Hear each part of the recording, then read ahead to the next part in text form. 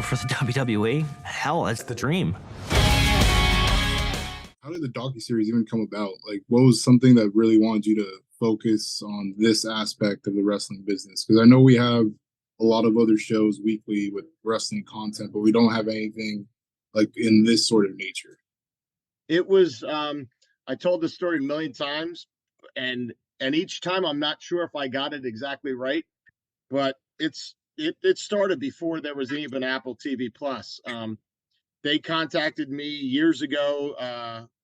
This production company, a group of guys that got together, Will Krause and Tucker and Max and everybody, and they got together and they wanted to just come by and film a little bit of stuff to show like a sizzle reel for things they could do to get production work, and they'd give us a copy of it when it was done so we could use it. And it went on Vimeo and it became a hit, like an editor's pick. And it was like a 16-minute like mini documentary, but it was so beautifully shot and so well done. Like, you don't get to see slow motion in pro wrestling, and the punches and everything look so good. It's also, the training was perfect. So our guys got it right, but it was so good. And over the years, they just kept trying to shop it and talk to us, and we stayed in touch and became good friends. And they would come by year after year and visit and try to get it going. And then right before the pandemic, Jeremiah Zagar got on board, and we were all set to start shopping the show. And then the pandemic hit, and then we had to get a proof of principle, like a proof of concept of that. So they came and they were filming during COVID, like flying people out, getting them tested, filming some things, going home.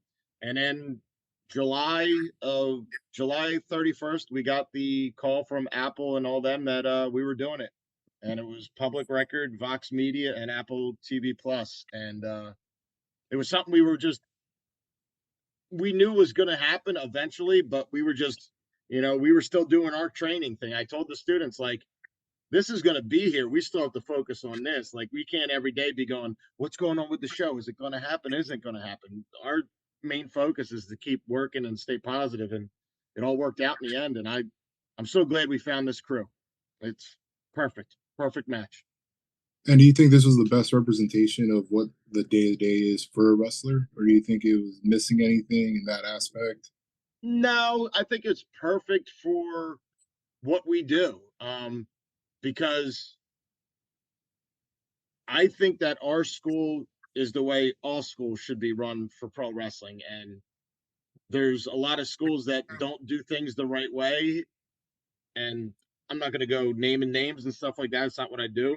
But, like, I think it's a perfect introduction to people to go, oh, wow, I did not know that. I did not know they struggle like that. I didn't know that they had to do all this work. I thought they just go and show up at the building and, they already had the match all planned and they rehearsed it 10 times during the week and this and that. And I just think it's like a raw pull apart of the curtain so people can see the inner workings and our students being humans and not just some characters on TV. And that's the refreshing thing about it, is it's not fake. It's not made up drama. It's not, no offense to the Jersey Shore, but it's none of that stuff. It's legit people doing things and chasing their dreams and real obstacles that go along the way. Okay, and then speaking on the obstacles, so how did the selection process start for which wrestlers you want to focus on for the series? I know a lot of people coming out of the series after watching will probably be Twitch, maybe Gabby. I think those are probably two focal points, maybe Mimi as well. But like, how did that process come about, and who you want to highlight in this first season of hopefully many? So what happened was they had already known Twitch from the first one. He was in the first one back in 2016. And they had just met Gabby during that time as well, but she wasn't really in that documentary. And then just through all the visits and everything, and plus they would just constantly be texting me or calling me. Will Krause is like the MVP of this thing, because like me and him became really good friends, and we would always text and he'd tell me what's going on. And any new students up there, and who's so I would just I gave them like 20 or so names that I thought would be good people to talk to, and they did it themselves, process of elimination. And for the most part, it was like, who do you think would throw it all out there, be authentic, not be fake, and who is it? And they decided, and these are the people, and it was perfect decision making. This you'll see when you watch it, like everything just falls into place, and it's special. It really is. Yeah, I want to say it is special because based on the fact that it gives you that background on, because a lot of people, like you mentioned, they're going to think, oh, they just show up to the warehouse, they wrestle, they practice the sequences and things of that nature, and the show really shows a real good depiction of that's not just it. Like there's so many other things that people your students go through, whether it's yourself teaching them the proper moves. I think in the opening video, someone was in a suplex and they were about to drop them and they were all laughing about it. And the fact that you told them like, hey, that's not funny, like that's somebody that can really get hurt. That was something that's so small in throughout the whole episode, but it's something that sticks out for someone to really look at like, hey, like if they mess up, like this is something serious that they mess up on. Well, that's why I try to tell every one of our students also is wrestling is an analogy for life, because you're not going through it alone. Even if you just want to worry about yourself, you're not going through it alone. You're working with somebody. Your survival depends on the people around you as well. And that's the way it is in pro wrestling. And that's too many times we see that like people laugh off injuries or, oh, it's not that big of a deal. And I'm just like, I'm here to tell you, like later on, that's going to catch up to you. So, Yeah, absolutely. But the students are, they're good at it. They're really good at understanding and picking up the vibe that I throw down, because I'm not a stranger, and I don't hint at things. I just throw it out there.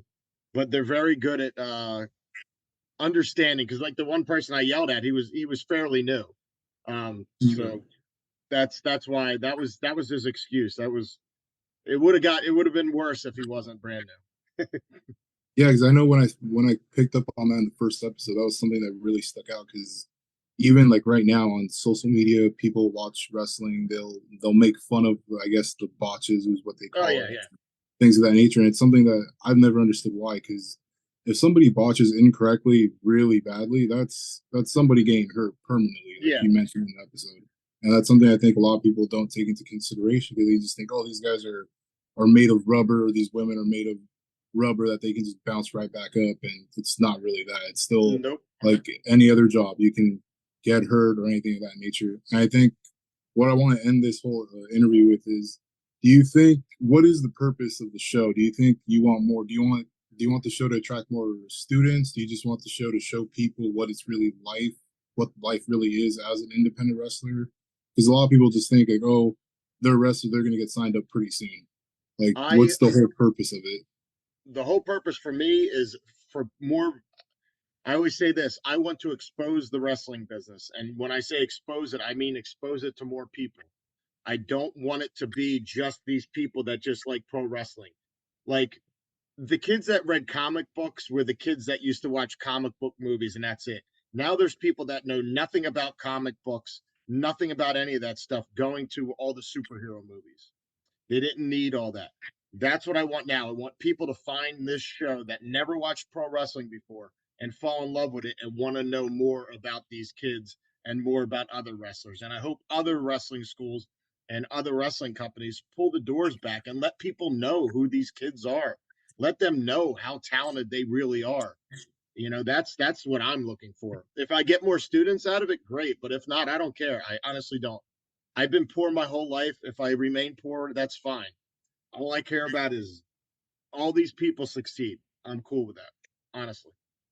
Perfect. I appreciate you taking the time for the interview. Thank you, man. Thank you.